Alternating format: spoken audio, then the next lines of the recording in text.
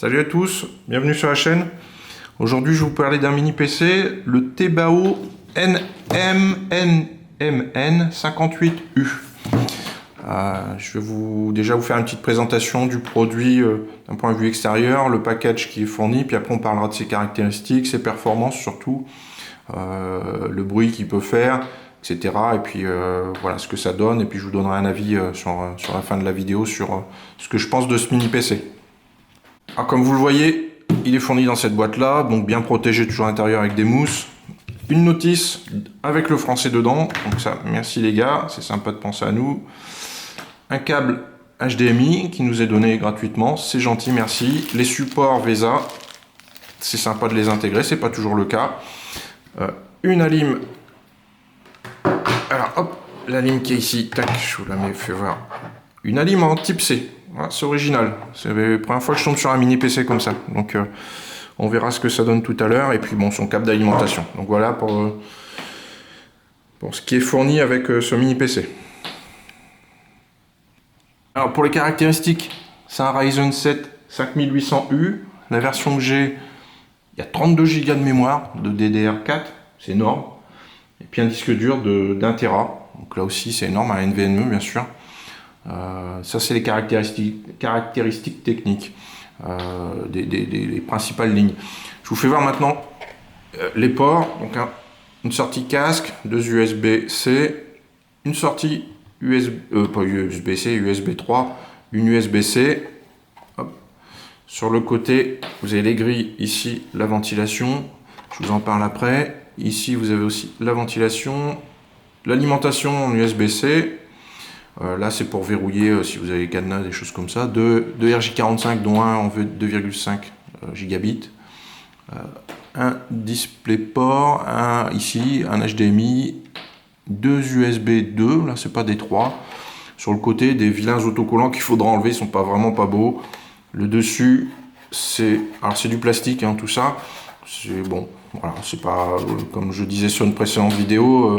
Sur des mini PC comme ça en import, vous aurez rarement des nuques en aluminium, ou alors ce sera des tarifs bien plus élevés. Là, par rapport aux caractéristiques, forcément, il y a des petits compromis, c'en est un. Est-ce que c'est gênant ou pas, on verra tout à l'heure par rapport à la ventilation, la chauffe, etc. Le bouton power, c'est original, il est en coin. Tiens, c'est original aussi. Le dessous, des gros trous, je sais pas trop à quoi ça sert, mais bon. J'en vois pas une grande utilité. Voilà, c'est pas esthétique non plus. Enfin bon, c'est pas grave, c'est en dessous, on s'en fiche un peu.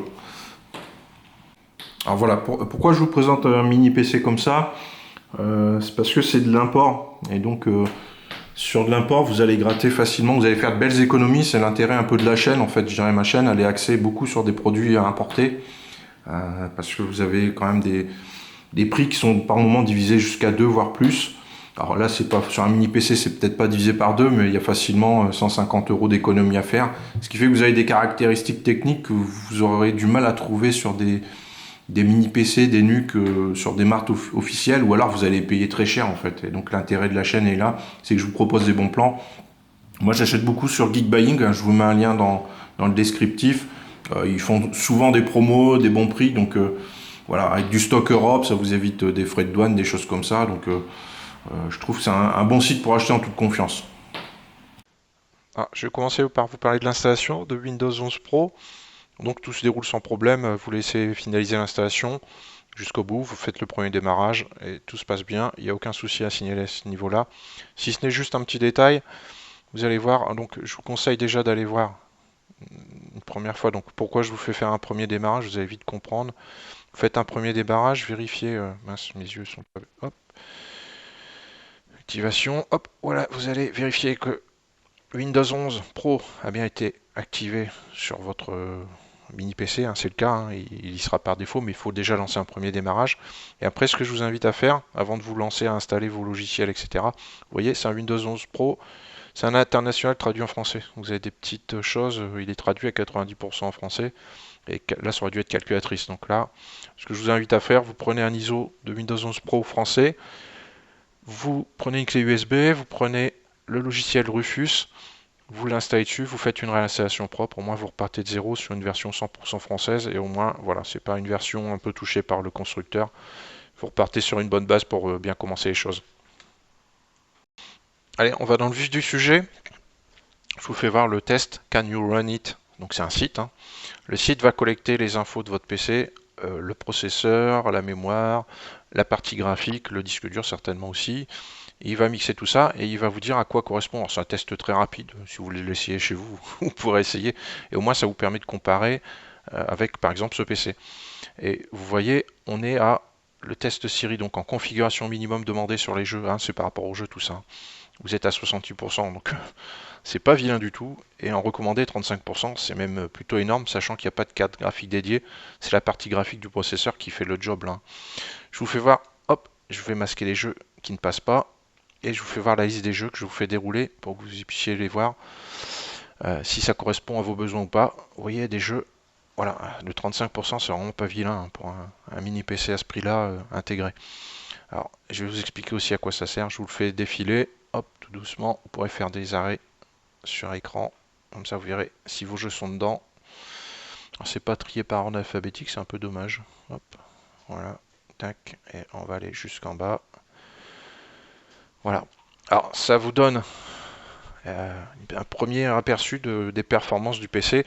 Et pas que performance bureautique, du coup, c'est performance graphique. Et là, on est sur quelque chose de pas vilain. Donc là, on peut, avec un PC comme ça, on peut espérer mettre de l'émulateur, pas de l'émulateur Super NES, mais on peut aller beaucoup plus loin. Je pense que là, on peut peut-être essayer des émulateurs Switch, des choses comme ça, à mon avis. Ça risque, voilà, à tester en tout cas, mais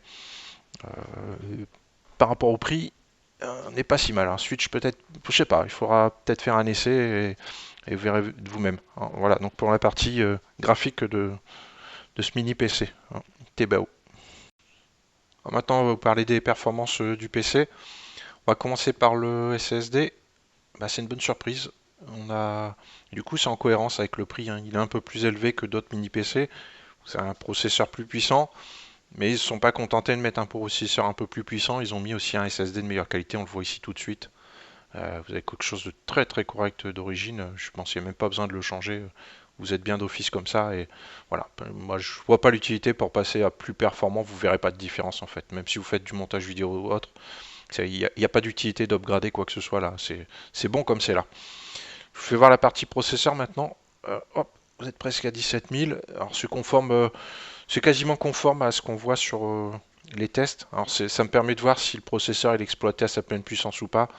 Par moment, il peut y avoir un peu une sorte de bridage par rapport aux températures ou autres. On est légèrement en dessous, mais voilà, vous avez des très très bonnes performances. Ça se voit là. Alors en même temps, vous voyez, je vous ai fait le petit CPU-Z pour voir un petit peu. Donc là, le 5800U, forcément, plus c'est puissant, plus ça va chauffer un tout petit peu. C'est inévitable. Je vais vous parler du bruit après. La partie graphique, bah là, tiens, la partie graphique, la partie carte mère, je me trompe toujours. Vous avez les références de la carte mère. La mémoire, vous l'avez donc 32 Go en deux slots, hein, de 2 fois 16 Go. Le constructeur, c'est Asin Technology sur la base de barrettes de modules de Samsung. Donc c'est rassurant aussi, c'est du qualitatif, il n'y a pas de souci. J'ai déjà vu cette marque-là, c'est une marque chinoise, mais voilà, c'est un bon aspect. Et la partie graphique, c'est la partie graphique intégrée au processeur, hein, le Vega.